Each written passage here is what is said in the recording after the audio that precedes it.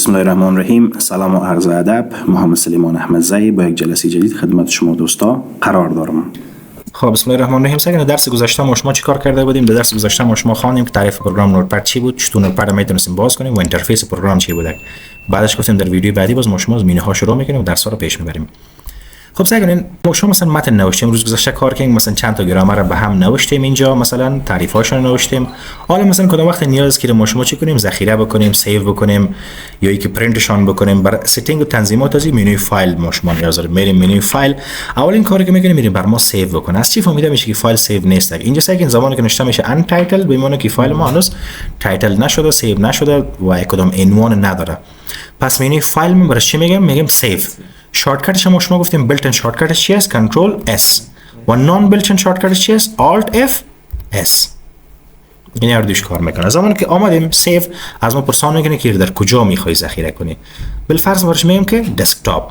میگم بر ما میره به نام گرامر سیوش کن، مثلا یا گرامر 1 مثلا G1 گرامر 1 میره بر ما سیو کن. زمانی که ما شما سیو میگیم امو G1 در این قسمت عنوان میگیره، امو پیج تایتل که ما گفتیم. اترو میشه برای بگم که بر من همین فایل دوباره یک کپی شده یک جای دیگه هم ثبت کنه. اشتباهی کسی مثلا میاد کامپیوترتون یک نوت که شما اینجا سرش وقت زایی کردین سیو میره میگیره دیلیت میکنه، اشتباه از پیش دیلیت میشه، باز میگم یک کپی دیگه از در داکیومنت در مای کامپیوتر درایو یک جای دیگه پیش ما باشه که می زحمات ما باز هیچ نشه کسی دیلیت کنه. باز دوباره سیو کار نمیده. باید ما سیو اس کنیم. سیو دوباره وظیفهش بازی میباشه برای بار دوم که مثلا دنیاست تو دفعه میاییم یک وقت متوجه میشی میگی که من اینجا اصلا اشتباه کردم، اصلا مثلا این پروناون نیست، مثلا پرسونال پروناون است یا سابجکتیو پروناون است یا پوزیتیو پروناون است، یک پروناون دیگه هست. ما میخوایم یک تغییرات بیارم یا یک چیز اضافه شده، مثلا یا این ورد اصلا اضافه شده، مثلا یا این ورد اصلا نیست، مثلا یک ورد به نام یک چیز دیگه است، مثلا احمد نوشته کردیم. اینی میره ما میخوایم در فایل اد بکنیم، یعنی ریپلیس بکنیم به جای کلمه سابقه. بازی سیو اس ما شما نمیگیم، بازی رو برای چی میگیم؟ سیو میگیم اون معلومات قبلی اشتباه شده این در جای زوارد کو. اینا در همون فایل قبلی اون چیزی که ما داشتیم همون فایل فقط صرف ریپلیس شد با یک کلمه، یعنی یک معلومات جدید او اپدیت شد، یعنی کار اپدیت میکنه. اما اگه بگم نه این فایل قبلیش ما غرض نداریم، خودمون فایل کپیش بر ما سیو کن، باز من برش میگم سیو اس. شارتکتش چی است؟ کنترل شیفت اس یا ای که آلت اف ای فشارش میتونید میگم من میگم در دسکتاپ. ببین اگر شما در عین موقع انتخاب کنید با اون نام فایل نمیگیره سیو شه. مثلا برش بگم که من میخوام دوباره با نام G1 فایل سیو کنم، وارن میگه already exists، میگه به این نام قبلا فایل موجود هست. پس اگر ما با عین نام میخوایم مجبور هستیم که موقعیت رو چی کنیم؟ عوض بکنیم، تغییرش بدیم. برم درایو سی، درایو دی، یک جو آدرس دیگه، مای داکیومنت یک آدرس دیگه سیو میشه با اون نام. اما اگه ما بگم نه در عین این آدرس میخوایم باید ما نام فایل چی کنم؟ تغییر بدم. در غیر از با عین نام نمیگیره. مثلا اگه برش بگم خیلی با نام G2 ثبتش بکن. اما اگه میخواستیم با عین نام ثبت شه میتونستیم چیکار بکنیم؟ آدرس تغییر بدیم. طور مثال ما میگم خب یک کپیش در دسکتاپ ثبت کنیم، در دسکتاپ G1 G2 هر دوش یک فایل فقط اسمهاشون رو مجبور شدیم تغییر بدیم. اما اگه برش بگم که نه این فایل بر ما با مون نام G1 ثبت کو، خب در این آدرس خالی نباشه. مثلا من برش میگم در فولدر داکیومنت باشه مثلا. این هیچ کدوم مشکل نمیده، چون در داکیومنت قبلا موجود نباشه که G1 یک دانه اینجا داریم. زمانی که ما شما میریم مثلا داخل داکیومنت میشیم یک دانه به نام G1 اینجا داریم. پس در این موقعیت اگر نباشه باز مشکل نشان نمیده. اما در سه موقعیت او رو بخواید سیو کنین با نامش چی کنین؟ تغییر بدین. بعضی که فایل شما سیو کردید مثلا شما برش میگین که ما خب دیگه یک صفحه جدید کار دارم، ما گرامر بعد دیگه میخوایم سیو کنیم، کار از دیگه باید ما رسید دیگه گرامرهای بعدی خودم میخوایم سیو کنم نوشته کنم. حالا صفحه جدید کار داریم. صفحه جدید که مثلا شما کار دارین آیا بالای همین صفحه جدید کار دارین یا بیخی، یعنی این اصلا غرض نگیره یک صفحه جدید کامل جدا کار داریم. اگه صفحه جدید بیخی جدا کار داریم این تایم آدمی جاش باقی بانه، باز برش میگم نیو ویندو کنترل شیفت ان شارتکتش است. یا ای که ما شما مثلا برش میگم آلت اف دبلیو رو فشار میدیم برای ما شما صفحه جدید باز میکنیم بدون اینکه با متن قبلی کدام کاری داشته باشیم، میایم گرامر رو بعدی خود سیو میکنیم.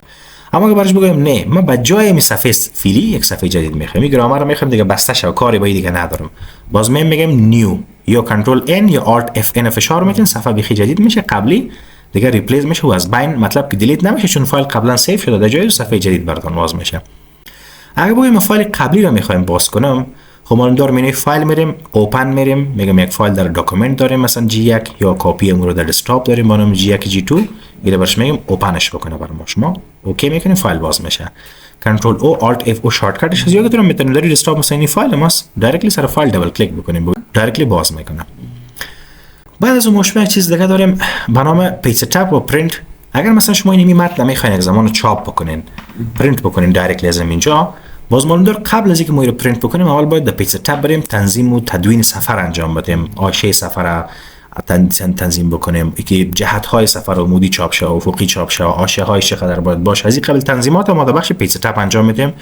سگن بعض از کماندا میبینین بلتن شارتکت نداره، اینی رقم شارتکت ها نداره، مجبور هستیم با شارتکت های دیگه اگه بخوایم Alt F U شارتکتش از بس کلیک میکنیم. در بخش سایز اول ما تعیین میکنیم اندازه ورق ما A3 باشه، A4 باشه، B4 باشه، لتر باشه. این ورقای A4 در بیرون ورقایی که شما فعلا استفاده میکنین به حساب چاپ میره A4 برش میگن. دوم در اینجا شما انتخاب میکنین جهت اورینتیشنش که لندسکیپ باشه یا پورتریت. پورتریت عمودی رو میگه، لندسکیپ افقی رو میگه. یه به حساب ورق هست، اگه به حساب یک چیز دیگه باشه ورتیکال هوریزونتال معنا میده. ما واسه میگه خطکش در این حالت از باز برزو میگیم ورتیکال، اگه این حالت باشه میگیم هوریزونتال. اما به حساب ورق باز هوریزونتال ورتیکال استفاده نمیشه، پورتریت لندسکیپ استفاده میشه. مارجنز آشه ها را میگه بر اساس اینچ، بعضی خودی بر اساس سانتی هم میشه که در وردپد برین تغییرش اگر بدین، اما بر فعلا که اینچ است براتون میگه اینی آشه ها از 4 اطراف چقدر باید باشه. مثلا اگه من این صفر میگیرم از 4 دو بغلی صفر میگیرم، حالا این نشتارم این از 4 دو بغل اصلا آشه های صفر است، اصلا هیچ کدام فاصله نداره. اگه کمک مثلا پرینترتون نیسون شه یگان حرفا را میخوره از هر طرف، از این خاطر آشه خوبتر از داشته باشه. خود چقدر باید داشته باشه؟ نیم اینچ باشه، 0.1 یامو 1 اینچ باشه. سگن از یک زاویه هنوز ندادیم برش، نه امورام 1. حالا سگن از 4 اطراف 1 اینچ فاصله گرفت. هیدر فوتر سرعنوانی زیرعنوانی، مثلا اگه این ورق شما 5 یا 10 ورق مثلا متن شود، در هر ورق در بالایش یک عنوان میخوایم که به شکل تکرار و تکرار به یاد پایینش در بالایش مثلا نشست مای فایل میتونید رو تغییر بدین و made by احمدزای اصلا پریپیر بهتر از خوبتر زیادتر سابقا مردم همیشه made by نوت نوشته میگن، باز میگن made by فلانی اشتباه بوده، باید پریپیر نوشته شود یا دیزاین نوشته شود، چون شما هیچ گرامر که شما نساختین که مثلا نوشته بکنین که made by فلانی یا یک نوت زمانی ما میرسانم خاص یک جای دیگه رو کپی میکنه، یک متن یک موضوع رو مثلا ریسورس میگیره، باید پریپیر اند دیزاین نوشته بکنین نه که made. و در کل اینجا نوشته میگن بعدن اسم نفر مثلا من نوشته کردم احمدزای، مثلا پریپیر یا made by احمدزای، باز اوکی میگم. باز من پرینت کنترل پی شارتکت هست یا Alt F پی شارتکت هست یا کنترل پی پرینت که آمدیم. اینجا چی کار میکنن؟ اولین کار که میکنن پرینترتون رو سلکت میکنن، هر پرینتر که اینستال باشه نام پرینترتون اینجا میه، پرینتر انتخاب میکنن، بعد رو پرینت میکنن. اما پیش از اینکه ما بکنه پرینتری کار بکنیم، خوبتری است که اول ما چی کار بکنیم؟ ما به مایکروسافت پرینت تو پی دی اف انتخاب بکنیم. در ویندوز قبلی این رو انتخاب میکنیم، مایکروسافت اکسپریس داکومنت ویور. فعلا ما این انتخاب نمیکنیم چون اول بریم سافت ویر رو دانلود کنیم تا کار بکنه. اما پی دی اف بای دیفالت در کل کامپیوترها اینجا کار میده. اگه شادو بریدر هم نداشته باشیم بازم در مایکروسافت ایج رو برام نشون میده، به خاطر خوبتر است انتخاب کنیم. بعضی پرسان میکنن میگه خب پرینتر که نداریم چرا ما این پرینت کنیم؟ هر وقت پرینتر وصل شده ما پرینتش میکنیم. بازو یک نقطه رو کار بکنیم. ما مثلا این فایل که مستقیم به پرینت بتونم ایمیل نمیفهم که این فایل ما چه رقم چاپ میشه، آیا بدل ما است آیا بدل ما نیست. بعضی اوقات ما میره رقم پرینت کرده 3-4 ورق ما ضایع میشه، ورق اول خوبش نمیاد میگم نه یا 6 کم است، نه ورق 6 رقمش نیازی به علی مشکل داره، چندین بار ریستینگ میکنم در اون جریان در اون پروسس 5-6 ورق ما ضایع میشه پرینت کرده. اما خوبتر است که ما اول پریویش اینجا کامل ببینیم، بدل ما که شد باز رو پرینت کنیم زمانی که پرفکت حالت برای خود گرفت، یعنی نیاز بعد همون ویستیج ورق نباشه. باز به خاطر ویژگی داره خوبی داره که شما اول باید اینجا ببینید و سیو کنین، بعد از بدلتون بود باز رو پرینت کنین. بعضی ها مثلا چون پریویشه در بعضی پروگرام‌ها پریویش اینجا نشان میده، در بعضی پروگرام‌ها نشان نمیده، من نمیفهمم چه رقمی چاپ میشه. اگه مستقیم ایمیل برام پرینت دیگه من نمیفهمم چه رقم چاپ میشه، اگه بدل من نبود دیگه ورق ویست شد. پس این انتخاب میکنیم چند کپی چاپ بکنه، خوبی رو پرینت برش میگم. خب معلوم دار چون پرینتر نداریم ولی سیو میشه، اما گفتم ویژگی از این است که نال بر ما بعضی پوینت های منفی از فایل نشان میده که چه رقمی سیو میشه یا بدل ماست نیست. این کلوز میکنیم سعی بر ما شما نشون میده بنام 33 چون میگه ثبت کرده بودیم این رقمی پرینت اوت میشه. ببین یکی از مشکلاتی که پای اول خیلی قسمت میبینی هدر میگه مای فایل مید بای احمدزای، کنم اشتباه احمدزای آمده به هر صورت این زیرنوانیش است سرنوانیش، اگه متن ما بعد 3-4 ورق گپش برسه اینا باز به شکل تکرار خودش میاد، اینا رو باز ما دوباره نوشته نمیکنیم. مثلا من بگم برازی بگویم که همین فایل جیوان بود، مثلا من میره چی بکنم؟ یک کمک کپی پیست بکنم یک ذره زیاد شوه می 2-3 ورق شوه. حالا اگه برم میره پرینت بکنم پرینت دم سر 33 ریپلیسش میکنم. حالا اگه میره پرینت بکنم سکن سایت 3-4 ورق باشه، ببینیم چند ورق است. 5 ورق است، 1 of 5. ببینیم 5 ورق است. سکن در 5 ورق میبینین این عنوانش مای فایلز از سرش عنوان و پوینترش هم مید بای احمدزای، مید بای احمدزای در کلش تکرار میه. به خاطر برای سرنوانی و زیرنوانی میگن ده اپلیکیشن نشته میکنن دیگه در کل ورقاتون چی میشه ریپیت میشه. سعی کنین ما شما گفتیم که پرابلم از این فایلی که ما شما پرینت کردیم در چی بود. ما گفتیم اگر ما زمانی که پرینت اوت میکنیم بر ما پرابلم مشکل فایل نشان میده که مشکلش در چی است، یعنی ما رو با چی ادیت بکنیم تیش از تغییرات. حالا خب هیدر فولدر فهمیدین که چند بار گفتیم تکرار میکنیم. سگین یکی از مشکلات از این فایلی است که این خط میبینین کپی آمده دوباره آمده، چون این خط زیاد دور به دراز شد دوباره پس خود رپ کرده آورده پایین. این به معنی است این قسمت از یک فعلا آمده.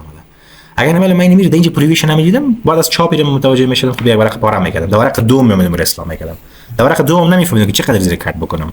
به خاطر خوبتر است فایل خود اینجا کامل ببینیم هر وقت که پرفکت شد باز رو پرینت کنیم. در غیر از او ورق ویست میشه. باز بار دوم میگم چی میکنیم ادیت میکنم میگم خب مشکل از چی بود این یک ذره دور به دراز هست نباید قدر دراز باشه که از ورق نباید برای و اینو میگم کارو بکنم پروناون باشه.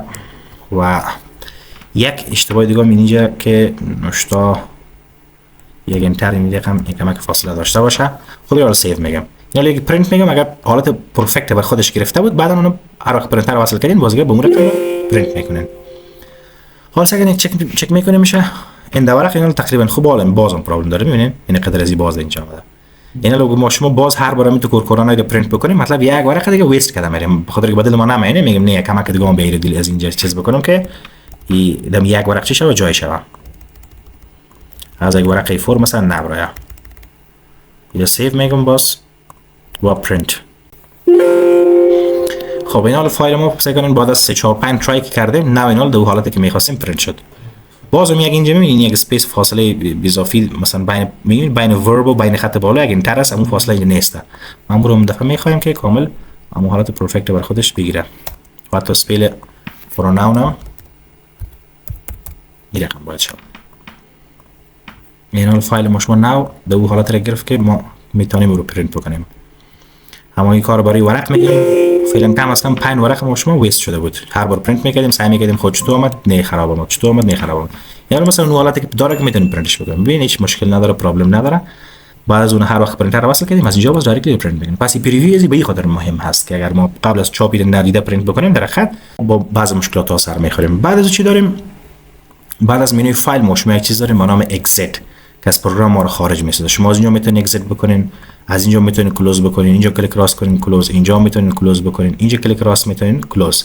در اینجا پن تو تاسک بار هم خواندیم که ما شما اگه پن بکنین در حقیقت نوتپد همیشه اینجا نشان میده. یعنی یک از طریقای باز کردنش این هم هست. طریقایی که ما پیشتر خواندیم یک طریقش اینجا مثلا همیشه نوتپد اینجا باز کنین بسته کنین. اگر نمیخواستین انپن فرام تاسک بار برش میگن. و زمانی که داخل نوتپد موشا باشیم خیر از اون پن تاسک بار ای خود برنامه نوتپد است. اینی نیو کلیک میکنیم مطلب نوتپد جدید براتون صفحه باز میکنه. کار کنترل شیفت ان اینی انجام میده. و اینا که از ریسنت داکیومنت های ماست مثلا داکیومنت هایی که ما قبلا داریم بعضی از اینا مثلا براتون مهم میباشه. تا مثلا این فایل جی 1 براتون مهم است. بازی چه میکنن پن میکنن چه اینجا. اگر کسی بره این لیست پاک بکنه همیشه اینجا میمونه. اما اگر نمیخواستین پس از اینجا رن پن میکنن. و در اخیر از شما دوستای عزیز تقاضا میکنم که اگر ویدیوها براتون مفید قرار گرفته باشه برای حمایت از ما و رشد کانال ویدیوها رو لایک بکنین کانال سابسکرایب بکنین با امید دیدار در جلسات بعد و السلام.